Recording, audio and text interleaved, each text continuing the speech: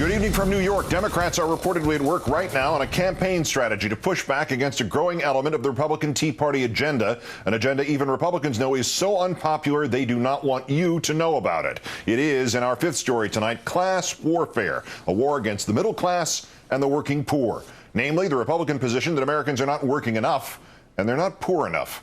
Alaska Senate Republican Tea Party candidate Joe Miller is only the most noteworthy attacker today in a web interview with ABC News and Politico, reading the Constitution literally to declare the federal minimum wage unconstitutional because it's not in there. And the 10th Amendment, which he does not read literally, prohibits, in his mind, any federal program or power not identified by name in the Constitution. But even if it were constitutional to require that Americans make at least $7.25 an hour, the current minimum wage, Miller says it's still a bad idea. That should be the state's decision. So there should not be a federal minimum wage? There should not be. That is not within the scope of the powers that are given to the federal government. And again, let me make it clear, this is not just a simple checklist. This is, let's think of this pragmatically as well. Even if you disagree with the constitutional approach, which I think is the number one thing that we ought to be following, it still makes far more sense to have those kind of decisions made at the level closest to the people, where there's more accountability, less inefficiency, where there's a more understanding of where the people ought to be and what the state role of government is. We've said this many times. If you like big government, move to Massachusetts. In fact, the Supreme Court unanimously upheld the minimum wage's constitutionality in 1941 in a battle that also involved the constitutionality of child labor laws, which also do not appear in the Constitution. Miller's law school, Yale, not responding today to our question whether anyone there teaches that the minimum wage is unconstitutional. The National Journal today reports that Democrats are planning to use the minimum wage issue not only against Miller, but against a surprisingly large number of Republicans who are also challenging it. Just last week, Connecticut Senate candidate Linda McMahon called for a review of the minimum wage and did not know what her own state's minimum wage was. West Virginia Senate candidate John Race has called, like Miller, for simply eliminating the minimum wage. Washington Senate candidate Dino Rossi has supported lower wages for teenagers and called for freezing the minimum wage for grown-ups. Illinois gubernatorial candidate Bill Brady wants to lower his state's minimum wage. Minnesota gubernatorial candidate Tom Emmer argued this summer that waiters make too much money, $100,000 a year, he said, thanks to the tips they get. So he wants to cut the minimum wage for anyone who makes tips.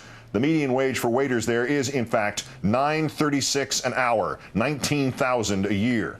Chris Dudley also has a problem with waitresses. The Oregon gubernatorial candidate made headlines last month when he said it doesn't make sense that our waitresses are getting tips plus the highest minimum wage in the country. How high is the Oregon minimum wage Dudley has a problem with? $8.50 an hour.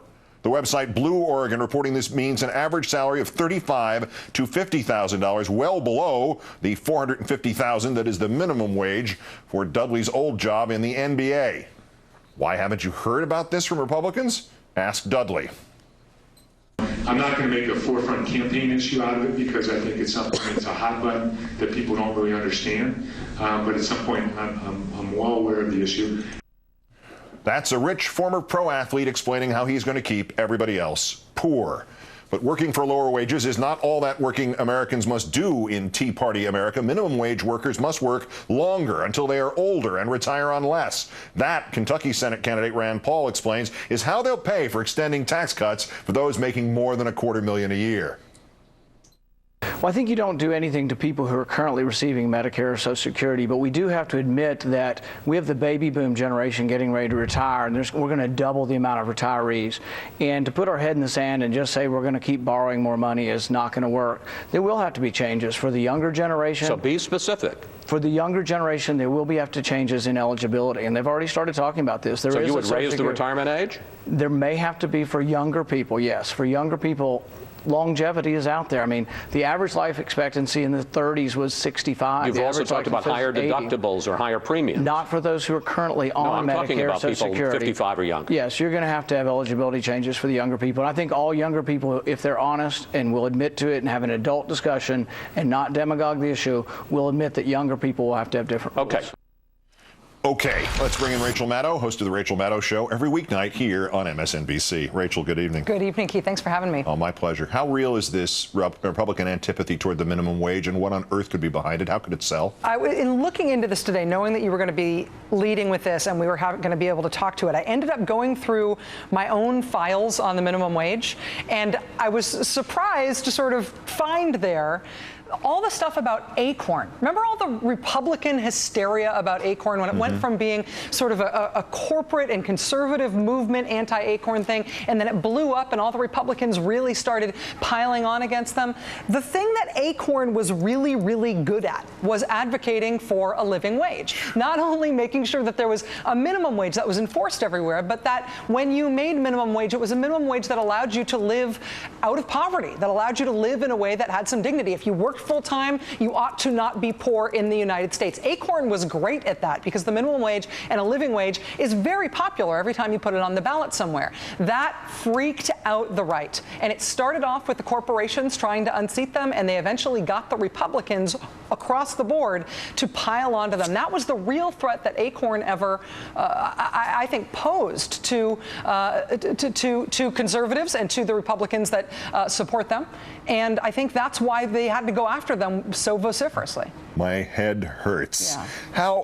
But how can you sell this? I mean, at any point, is a Democrat going to make it clear that the Tea Partiers are appealing to middle class and lower middle class and working poor who may feel overtaxed and have some sort of natural affinity to those sort of candidates, the guy with the 5 o'clock shadow in Alaska, that in fact these people are not only out to wage class warfare on them, but actually seem intent on making sure that they shoot any survivors who might somehow slip through the cracks? Yeah, at this point, the Democratic challenge is to turn policy here into politics, because the reason all of these Republican candidates feel like they can say stuff this radical is because they think they're only talking to their base. They think they are talking about issues that only they will engage on, that there's no Democratic counter-argument, that there's no way to seem too extreme from the right, that if you can it's all about mobilizing the conservative movement base, and there's no cost to pay. There's no electoral price to pay for being very, very radical on these issues. Democrats, when they try to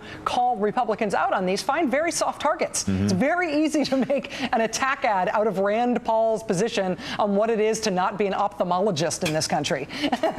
And people who try to do it have great success with those ads. It's just a matter of Democrats actually being willing to swing at those very soft targets. All right, well then let's try this on Joe Miller's argument. Can you unpack this thing about constitutionality regarding this and Social Security and, you know, pretty much everything that is considered the social safety net in this country? What is his argument? Well, he's a tenther. He's, we had birthers, we had deathers. He's a tenther. He's a person who has a radical fringe interpretation of what the 10th Amendment means. And so he not only thinks that there ought not be a minimum wage, that's against the Constitution, but that the government, whether or not it's a good idea, literally cannot have programs like Social Security, Medicare, Medicaid. There can't be any unemployment insurance. Joe Miller is one of these candidates who won't engage with non-conservative media. They won't, for example, his campaign won't make him available to my show or your show to do an interview. I know that we've asked many, many times with him. I would love for somebody who doesn't already agree with him and want him to win that election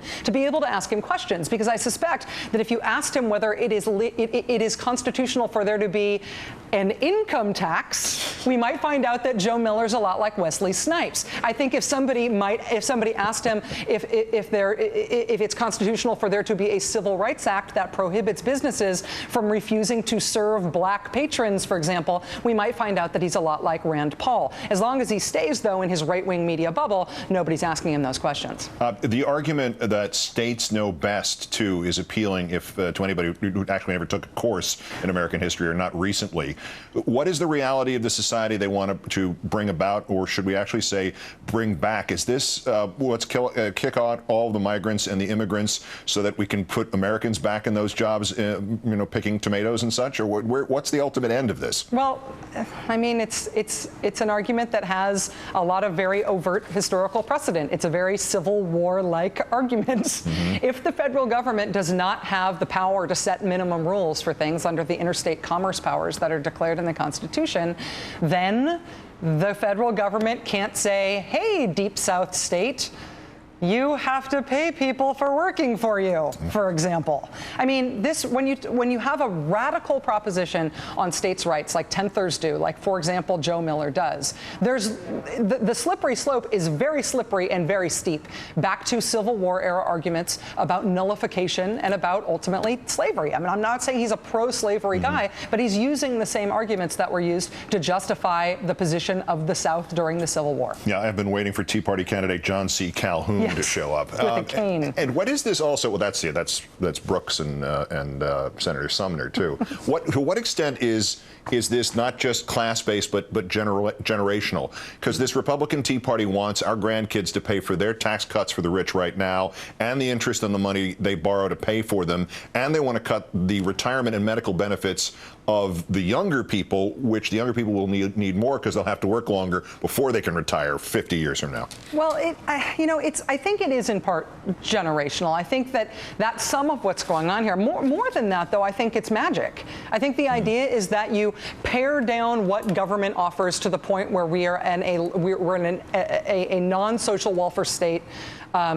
Pre-social welfare state environment, and you do it with arguments that are magic. I mean, Rand Paul this weekend on Fox News Sunday is talking about how his first priority is to get rid of government debt.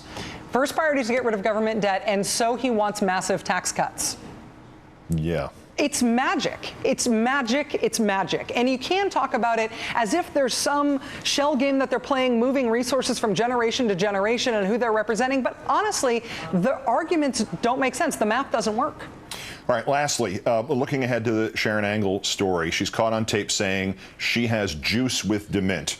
You're the mixologist. That's a Mozzie Aussie or Aussie, what is it?